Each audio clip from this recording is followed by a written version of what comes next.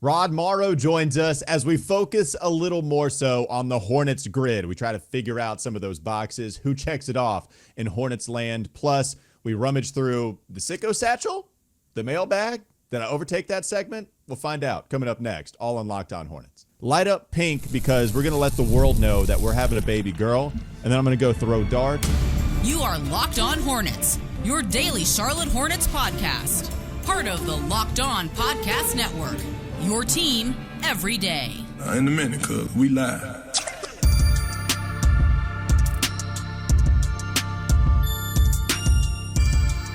It's Locked On Hornets, part of the Locked On Podcast Network. It's your team every day. Thanks for making us your first listen. We're free. We're available anywhere you get your pods, and that includes YouTube. If you're watching us on YouTube, you can see Rod Morrow jamming to the intro. You find him on Twitter at Rodimus Prime. He is the host of the Black Guy Who Tips podcast. He is a show favorite, I think listener favorite as well, but we appreciate him joining us, and we have some important business to tend to on the Hornets grid. Are you ready for the responsibility, Rod? Yeah, man, let's do it. Boom. I just want to let people know, too, in case you're not watching us on YouTube, he's wearing a Charlotte Sports Ball t-shirt, which we were, both me and Doug were big fans of. Charlotte Sports Ball, go team, baby.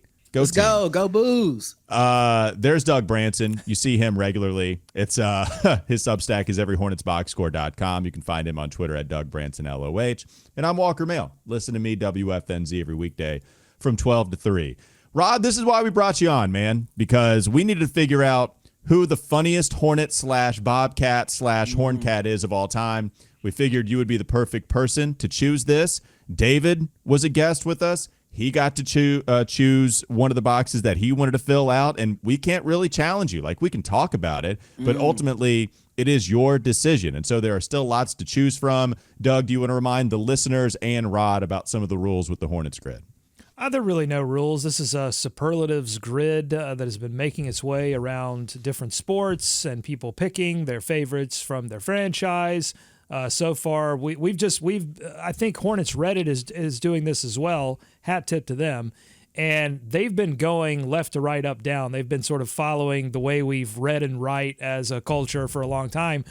We, of course, are just bouncing all around because we're full of nonsense. And so we've got Kemba Walker in his best. We've got Muggsy Bogues in his best passer. We've got Kemba again as best handles. Glenn Rice as best shooter, although Walker seems to constantly regret that selection.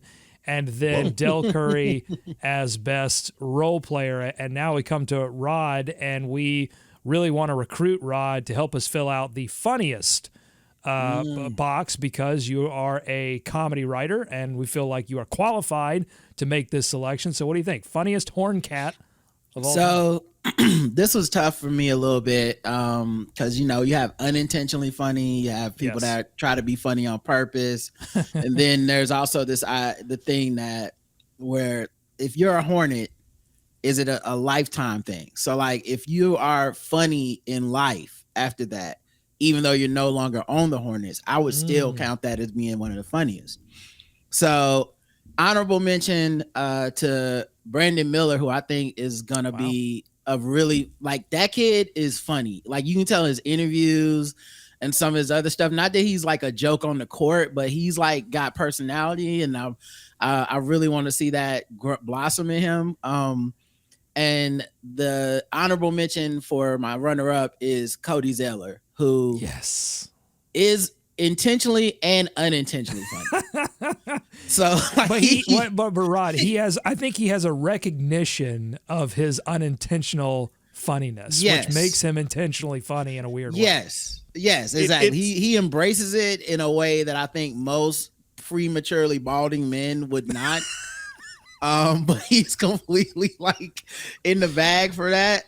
So I think he's my second most funniest Hornet ever. But actually, my most funniest Hornet ever is Baron Davis. Oh, wow. And the reason I give it to Baron is because he legitimately made like 2 seasons of a comedy show, like that he was in, wrote, directed, produced, all this stuff. I'm not even gonna get into his unintentional funniness of when he got a perm in his hair for like 2 years. I don't even know what that was about. Like he just starts showing up places with really wavy curly hair. But yeah, man, I think Baron Davis is my funniest Hornet of all time, but it's mostly just off the court stuff. So I'm glad you bring him up. I didn't really think about Baron like that, but he totally fits. Doug, you and I should have thought about him pretty immediately because we're such big Le Batard fans. Yeah. Baron Davis on Le Batard is top notch. Like him just shunning Chris Cody, not wanting to talk to him at all, and only talking to Roy. Say, hey, it was during the pandemic. Everybody is in their little Zoom box, and they say, Chris Cody. Nah, Roy, you want to ask me? I got you, Roy. That's right. No, the Laura Dern relationship, like such a funny, weird, okay, wait, the girl from Jurassic Park and like a kind of a niche, good NBA point guard, but not even like top, not like, it's weird. All of it's great. I very much give this the stamp of approval in a way I didn't otherwise think of. Yeah, for sure. I mean, definitely funniest post Hornets because I mean, when he was a member of the Hornets, he was on the come up. And so he was taking everything seriously. And there, all of this comes down to how much of a, give a bleep do they have? And I think that's what it's coming down to with Brandon Miller. Once he's obviously has a recognition of like, I've got to come into the league and like earn my stripes and do the right thing. And you're right, Rod, you can see underneath the surface, there lies a really funny personality and an engaging personality that he is intentionally bottling up a little bit so that he doesn't become a distraction, which you have to appreciate the sort of four-dimensional chess that he's playing in his head with his own career. But, and it'll be interesting to see where he lands on that don't give a bleep meter, because you can sort of be in this weird zone that Barron found himself in, or you could go all the way, which is where we find Jimmy Butler, who is hilarious, but he gives absolutely no bleeps. None. No, I'm with you, man. I think it's like, and there's been funny Hornets that are like unintentionally funny to me, like Bismack, Biyombo's like me and my wife. Hilarious. Like, yeah, it's not, but we shouldn't be laughing, but we are. Like, can't help it. And it's bad too because he's such a good guy, and he if there were a box for has helped the most people in the world, right? Bismack, we should. I'm gonna add that box, in fact, and give it to Bismack Biyombo. Yeah, that box should be like most charitable or something. Right. That's right. Like, because that dude is he's got a spirit of gold, but man. We made many laughs at his expense on that court. And also, like, I feel bad for LaMelo because I think LaMelo is funny. He came into the league funny, but the injuries and stuff obviously have kind of zapped him of something. It's no one has that good of spirits where it's just like 3 years later you're like waka waka. It's like no one wants to hear the jokes right now. We just want to see like your ankle braces and you be very serious about basketball. But I hope if they get back to winning, we can see a little bit more of his joy. LaMelo doesn't want us in, man. Like he ain't gonna let us in, and that's been true even as soon as he was a rookie too. Like the injuries have only hurt that fact. It's not helping anything. But man, even as a rookie, remember when the reports were out there that like he was struggling a little bit in interview processes, and I don't know how true that was. I honestly don't know how much it matters. Right. But like you can see how he's not going to give you a lot. He's going to answer one sentence and then he's going to move on. I've very rarely seen him comfortable. Like one thing I keep going back to is the Del Curry shooting alongside him on the court, and that was the most loosey-goosey I've ever seen Melo here in a Hornets uniform. Just chilling. Yeah. I think it's a lot of responsibility to be considered the face of a franchise that young and to have all that put on your shoulders. But I do remember him and his father, and they went on WWE, and there's an epic moment where I went, that is the funny. Actually, low key, that was the day I decided the Hornets should draft him, and I was like, that kid's a star. So I hope we get some unfiltered LaMelo at some point. I can just understand with the losing and the injuries. Exactly. It would seem really weird if he started being funny right now. We ridicule for him laughing on the bench too. Like, He clearly can't. He's clearly funny. I think. I just think, as a person who hid their funny at office jobs for years, I can feel it. I can feel it in him. Like, okay. With LaMelo, I feel like he is funny, but I feel like I'm on the outside of the joke a lot of times. Like, I feel like there are a lot of things that he does and says that are probably very funny to him and maybe a select few people. But I'm not sure that and maybe that says more about me than about LaMelo, but I don't feel like I'm in on the joke. Well, the video too, like the high school video where he's clowning, is it Onyeka Okongwu who he's clowning, like at how he could cross anybody up? The high school stuff is pretty damn good from him. Yeah. And then last thing with Brandon Miller, I've gotten a chance interviewing him. He'll come in clowning immediately, always smiling, always clowning. And if you get him to exit rookie, I got to be polished on this mic mode. Like, if you can get him comfortable, which is half the battle with any interview anyway, like if you do it with Brandon, he'll get real lax, and that's when you get the good stuff from him. And so the Brandon Hornets, is a good one. if you go to the game in person, the Hornets in timeouts and stuff, they always have these like little vignettes with like, oh, we asked 2 players to play a game, like we blindfolded one of them and said, draw a picture or something. Brandon Miller is so funny in those. So it's always like, oh man, this dude's kind of a cut up in a good way. I love that he's all business on the court, like that is definitely a positive. But I like that he got a little personality. So yeah, I'm hoping we get to see more of that. But yeah, all time I think it's Baron Davis, unless somebody's gonna direct a comedy show for 2 years. Yeah, 100%. All right, let's move on. Maybe we give you some finishing thoughts on the Hornets grid. Coming up next on the Lockdown Hornets podcast. We can share. Maybe Eric Collins is the guy that he won for Hornets Reddit. I believe he was in that box. So Eric Collins could also be does there. Does that count? Because I put Paul Silas. I think one of the funniest moments in the Hornets history or in franchise history is him choking out Tyrese Thomas. In the Does he? So if we're gonna go there, I'll put Paul Silas in there. Does he want to be there? Like, would he choke you out for call? He's the kind of guy that doesn't want to be funny but is funny. Everybody had that serious coach or that serious teacher who you could not help laughing at, even though you knew that laughing at him was going to be destructive. Yeah, Coach Sifford, JV basketball, laughed at him all the time, and we did bunny hops for it. We did a lot of bunny hops for it. All right, we got plenty more to get to here on the Lockdown Hornets podcast. Rod Morrow, more to come. Coming up next.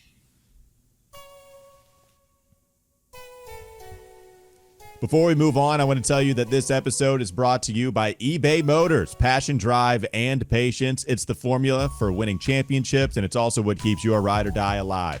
eBay Motors has everything you need to maintain your vehicle and level it up to peak performance. Superchargers, roof racks, exhaust kits, LED headlights, and more. Whether you're into speed, power, or style, eBay Motors has you covered. With over 122 million parts for your number one ride or die, you'll always find exactly what you're looking for. With eBay Guaranteed Fit, your part is guaranteed to fit your ride every time, or you get your money back. Because with eBay Motors, you're burning rubber, not cash. With all the parts you need at the prices you want, it's easy to make your car the MVP and bring home huge wins. Keep your ride or die alive at ebaymotors.com. Eligible items only. Exclusions apply. eBay Guaranteed Fit, only available to U.S. customers. More Lockdown Hornets ahead. All right, so we got the funniest guy picked out, Baron Davis. Best passer, Muggsy Bogues. Handles and best of all time, Kemba Walker. Best shooter, Glenn Rice. Best role player, Del Curry. Doug, it's not that I regret Glenn Rice as best shooter. I should have given more love to Del Curry. I felt bad for not mentioning his name. I immediately went to Glenn, and we shunned Del Curry, but I still stand by it with that 3-year stretch. Rod, do you have any thoughts on some of the names that we've already filled out? Well, I definitely feel like I would have gone Curry for best shooter. So that's okay. I love Glenn Rice. Oh my God. He was the real reason I shaved my head at 15 when I still had full grown hair and was like, nah, it's cooler to not have hair because he was so good. But yeah, I think when I think of shooting with the Hornets, I think Adele, but I think possibly also because so many Adele shots were threes. In an era when it wasn't really like it is now, where it's like you either three or you dunk it. Like Glenn could shoot from all over the place and he was super smooth. I also wanted to say for funniest, I did consider LJ just for grandmama. But I just feel like he wasn't that funny overall, and that was more like a marketing thing that was funny for like 2 or 3 years, and then they stopped. He had to be scripted for. He wasn't unscripted. He wasn't very unscripted funny. Yeah, exactly. And of course, for best handles, I did let y'all know on social media, in a non-animosity way. You know, I know some people have struggled with that, but in a constructive, fun way. Like, oh man, Baron Davis, that was my guy for handles.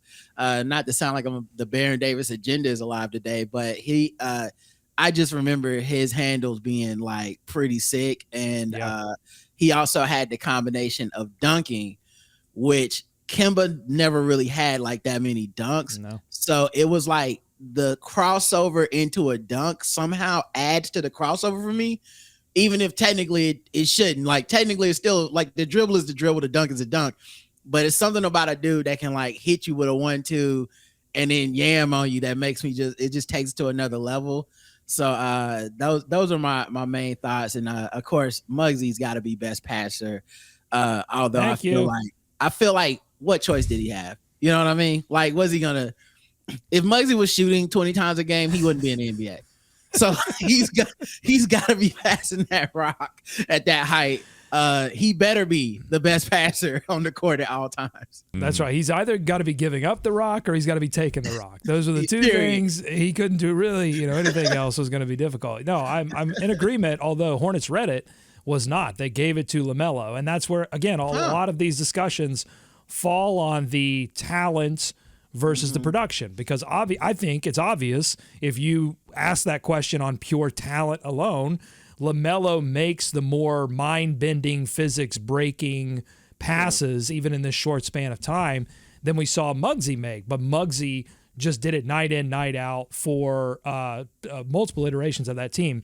Going back to Glenn Rice, apropos of only talking about Glenn Rice, I'm prepping some stuff for possibly some Every Hornets box score historical content. And so I was watching a retrospective on the 96-97 team, the one that won 54 games, the most wins in franchise history. And they were doing interviews, with different players.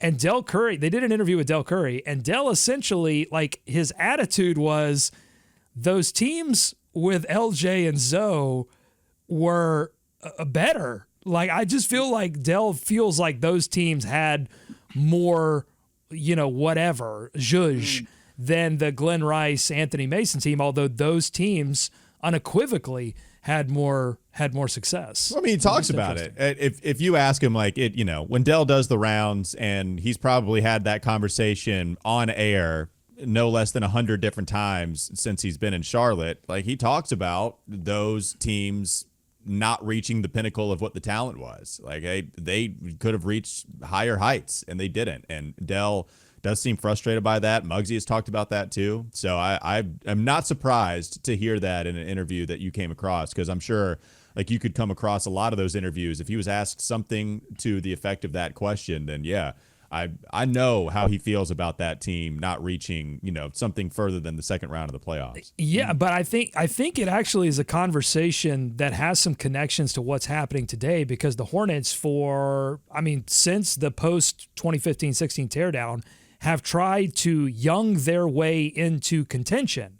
Yet when you go back to the most successful time in Hornets history, they were adding Glenn Rice and Anthony Mason, who were veterans that were just sort of like they were kind of coming down in terms of their career, and they exploded when they got new roles for the Charlotte Hornets, but they were gritty veterans.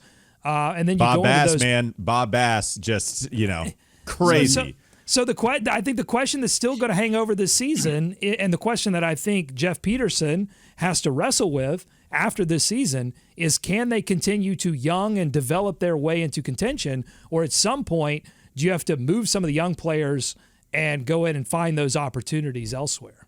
Yeah, I think that's a good point, especially because if you can get on the cusp, then a veteran player could be that person that puts you in the playoffs, as opposed to like, oh, well, we're 2 more years away with this guy. We're 3 more years away with this guy. We're 1 year away with this guy. It's like, well, that just says we're away. We're not there yet.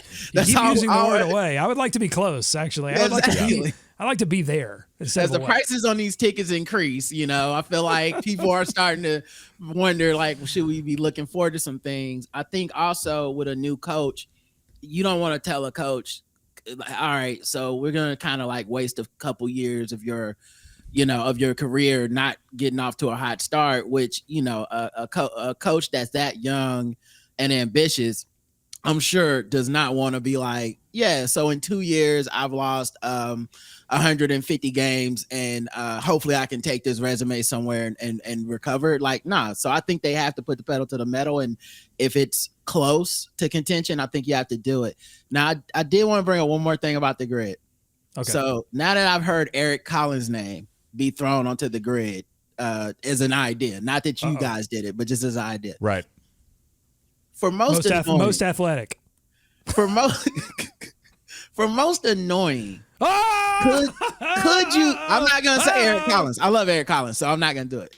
But could you go with Bob Johnson? Could an owner go on the most annoying square, or is an owner off limits in a way that like the analyst and the players aren't?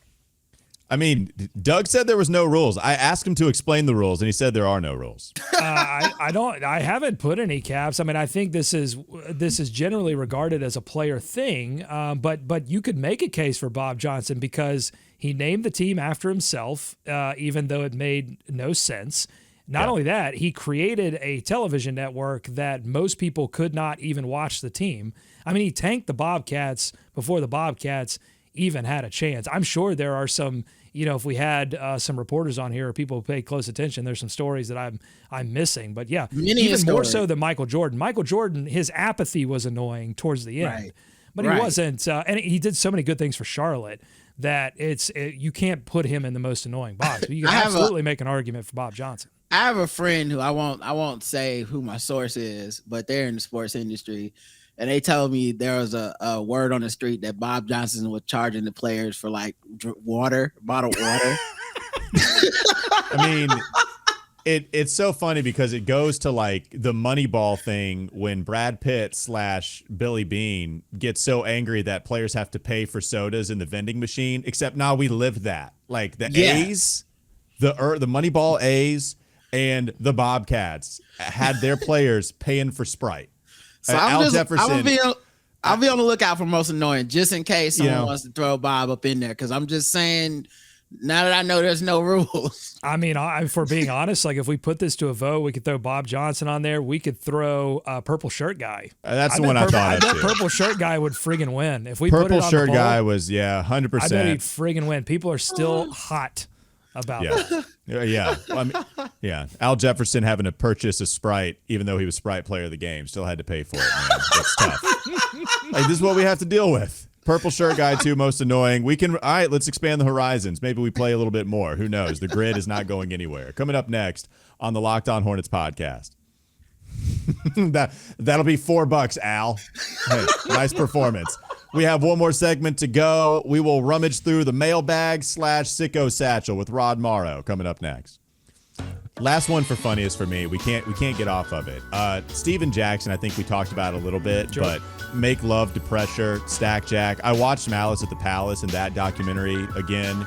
It is unbelievable. And Untold is real hit or miss with their docs on Netflix. Yeah.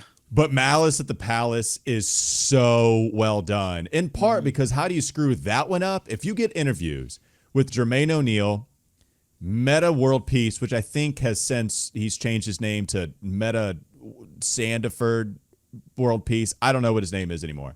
And you also have Steven Jackson, like all of those guys. They did an excellent job with also excellent people. Steven Jackson's funny as hell, man. Like there's a reason he still is on a podcast, cracking jokes.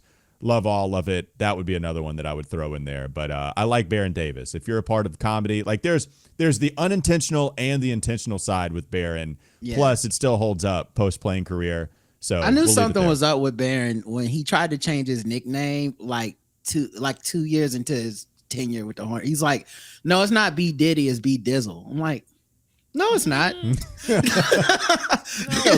can't just go back and rewrite history like that, my friend. We haven't been saying it wrong. It's like the oldest trying rule. to change it. Yeah, it's the oldest rule ever. You can't make your own nickname. You're B Diddy. Nice try, buddy. We've decided this. It's not B Dizzle. All right, let's go to the mailbag. This was something I created when I needed some content when Doug left me stranded on a Hornets island for 3 straight weeks.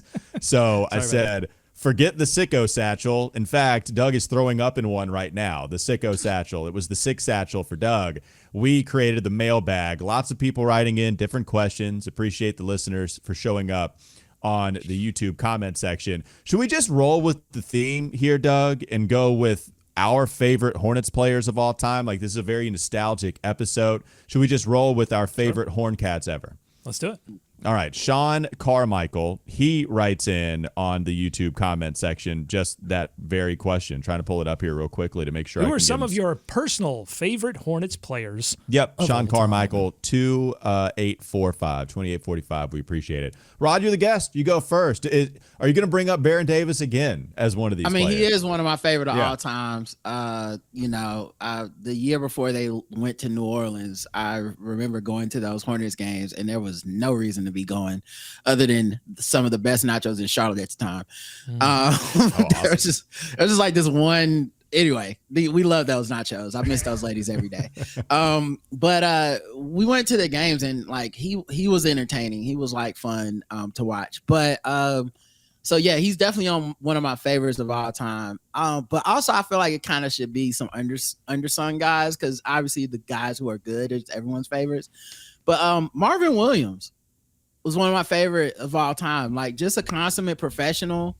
I love guys who get old in the NBA, but like fit into a role and occasionally whip out on you. Like, oh, bam, he's got 25 tonight. You're like, what? He can still do that? He's going to need to ice those knees tomorrow, So, like, Marvin was one of my favorite guys. Obviously, is the aforementioned Stack Jack was one of my favorite guys. My cousin Anthony Morrow played in the NBA, and he went to Golden State Warriors, undrafted rookie, and Stack Jack took him under his wing. So, like, that was another, like, he's a cool, good guy type of guy. You know what I mean? So those are some of my favorites off the top of my head that aren't the, LJ, Zoe, Muggsy, big names. The Jack stuff, if we're going with still Stack Jack, like if you read about him, he's crazy loyal whatever team he's on. Like, he rides for you as much as anybody in the association. It makes sense hearing Anthony Morrow talk about it. Those Pacers teams, Bobcats. I mean, he rides for Gerald Wallace in that time. Like, it's really cool. With it, you could see how you would love him as a teammate. So I'm with all of that. I'll go here. Like, Al Jefferson for me, when he became such a presence down low, it's my favorite thing to do in the world. It's my profile picture. It's quite literally my profile pic, where you grab the basketball with one hand and just like toy with them. Every coach in the world will tell you, squeeze the orange, baby, Clark Kellogg style. Do not let that basketball and just carry it like a loaf of bread all willy-nilly. Go grab it with 2 hands and make sure nobody can take it from you. And Al's just toying with dudes, putting guys on his left shoulder and then holding it up and away so nobody could reach it. All the mouses in the houses, they can come and swat it away. And then he would make you look like a fool on his way to a third-team All-NBA selection. Still the most impactful free agent acquisition this team has ever had. I think that stands for something. Also, funny. Like, he was hilarious on the Sprite. He would win every single Sprite player of the game, and he would always have something funny to say. Absolutely love Al Jefferson. And it was tough. Like, the guys that I pulled for growing up, it's so funny. I think of that most successful team ever in the postseason as one unit. Like, everything was spread out so well. It's really hard for me to pick Diddy as my favorite over Jamal Mashburn, over David Wesley. I love me some PJ Brown. I looked for a PJ Brown shirt the other day. I loved him so much. Like, that whole squad. Lee Nalon, like, coming in and giving you lefty buckets. Yeah. For some reason, that whole team to me is just all like one group. And so if I had to pick one player, it really might be Al. I love me some big Al Jefferson, but that whole team, man, like I remember that was appointment television. I wanted them to continue to march on in the playoffs so badly. I was pulling for everybody. No one's making you pick one player, but Yeah. you could pick any number of players you want. Yeah, I think you've named a lot of my favorite. But obviously, like B did. Well, here's the thing. So I did not. I mean, I knew of the LJ, Zoe, Muggsy, but I didn't really fall in love with basketball until the Rice, Mason, Divock seasons. And so those were my first Hornets. But my first Hornets love was Baron Davis. Bought the jersey, loved B Diddy. Although Mashburn was also one of my favorite players to watch, just because like him and B Diddy, maybe for the same reason, were the first players that I watched and went, oh, you can't really do anything with these players. I mean, Glenn Rice could shoot the lights out, but those players just represented, I think, a form of basketball of like, you can't do anything with these players, and I really love that. So those would be my favorites from those generations. now, obviously Kemba was the rare Charlotte Hornets great that loved the city back. And that's not a negative thing about B Diddy or Mashburn or any of those players. It's just this franchise has had a lot of hired weapons where you bring guys in and they're not necessarily a part of the city. They're just playing here, and good for them. They played well. But Kemba came here and loved the city back. And I think that counts for a lot, and it's why I got emotional when he broke the record and when he left.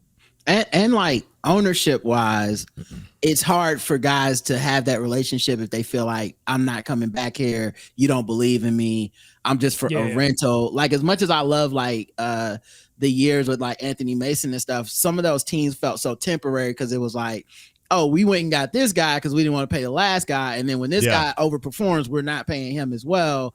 We'll just keep sliding it down. So like those guys like are some of my favorite players, but you're right. Kemba is a guy that the team believed in when a lot of people in the NBA didn't believe in him. All-time good guy. Exactly. And then he paid that love back to the city, which is something that, I mean, for Charlotte is very rare to see someone who's like, we embrace you and you love us back. Like, you're right. That I mean, I just didn't even bring it up because it's so obvious. He should be on every Hornets fan's favorite list.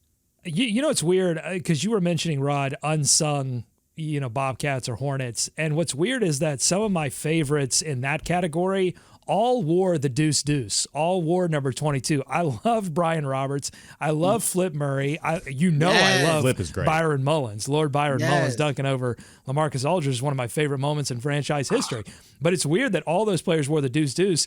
I don't like Micic, and he wears it. So maybe I'll fall in love this season if he stays with the team. He just got to show you. He's got to show some love back to the city. That's right. I just want to be loved back. I just want a connection. Speaking of those. Can I mention three quick guys? Yes, you can. Ricky Davis, another one of my faves. Not necessarily performance on the court, but that dude was insane. Funny category. Yeah. Yes, and he could like only really dunk, but he like was in the league for a while off of catching alley-oops. Kendall Gill, one of my all-time faves because of the game NBA Jam. Because you get NBA Jam and you didn't want to go Zoe and LJ with no guard. So you have to get like a guard up in there. Because everyone's going to get like the Bulls. You got to have somebody. And Kendall Gill was like, if you could buy Michael Jordan off of like Timu, that was like Kendall Gill. And then the last one is Terry Rozier. I can't believe I almost forgot about this. Legitimately one of my favorite Hornets of all time, like stole my heart, like came in on a note where that was such a down note for him. Like I hated that for him, but came in at a time where everyone was just like, you're not Kemba. And then like played hard as hell, played with a lot of heart, very professional. And an undersized too, out of position basically. And just put game after game, and even in losing seasons, I never felt like he like gave up or like sold us out or whatever. No. And it was so bad that when he got to Miami and he said what he said, I was like, I can kind of understand Terry. Like, you actually experienced it, and I wish you hadn't said it, but maybe this will wake some people up here to do better. Also, Terry, I'd put him in. I wouldn't put him as the funniest, but I would definitely throw him in that category. From Ohio, but had a country accent, sounded like like he was from the deep South. One quick thing on Ricky Davis. He comes up a lot in our nickname conversations because he had so many of them. Ricky Buckets, Grits and Gravy, Wrong Rim Ricky, Little Wardy. Right. But here's the thing about Ricky. His actual name, Ricky, you would think Ricky is short for Richard. Cedric, maybe? Richard, but it's not. Yeah. His full name is Tyree Ricardo Davis. Oh, I did not know that. Okay, learn something new every day. That was my guy, though. Yeah, anytime I think of Ricky Davis, I think when they ask him about drafting LeBron James, he should really help find us in our spot so we can score more. That's what Ricky Davis. He said they finally got us some help. Yeah, now we can flourish. Now it's our time. Okay, baby. Ricky. Last one for me too. I didn't realize how much I love this player, but when I started to, go through a Twitter thread at midnight, Jeremy Lamb became that guy for me. When he retired, talk about loving the city back. Yeah, I think it's crazy that for both of his children, he decided to light up the View, the apartment building next to Romar Bearden Park, as a gender reveal. Like the whole building, light up pink because we're going to let the world know that we're having a baby girl. And then I'm going to go throw darts and drink at the corner pub. And it's my favorite thing ever that there was somebody from the Queen City Nerve that tried to spend the day with Jeremy Lamb to do an interview with him. And he got too messed up off of mimosas and shots and playing beer pong that he couldn't hang. So the writer had to go home. He said, you know what? This is how shout out to the writer for understanding. That's the story. I tried to give him a farewell, but I'm too messed up. That's the story. Shout out to Jeremy Lamb. Also, as clutch a player there was. Yes, including Kemba with what he did his last year here in Charlotte. Unbelievable. Okay, this episode has run far too long, but I can't stop naming favorite Hornets, particularly unsung heroes. And, so much of everything is about place and time. Like I say this about television shows all the time. People are like, have you watched the show yet? How can you have not watched this show yet? It's because shows have to hit you in the right place and right time in your life. I was feeling nostalgic about home, so I watched Friday Night Lights, and it made me feel those feelings. But if I had seen it in another time, I probably wouldn't have been interested. So a lot of that has to do with the fact that I started this podcast in 2013 it was like a Panthers Bobcats podcast.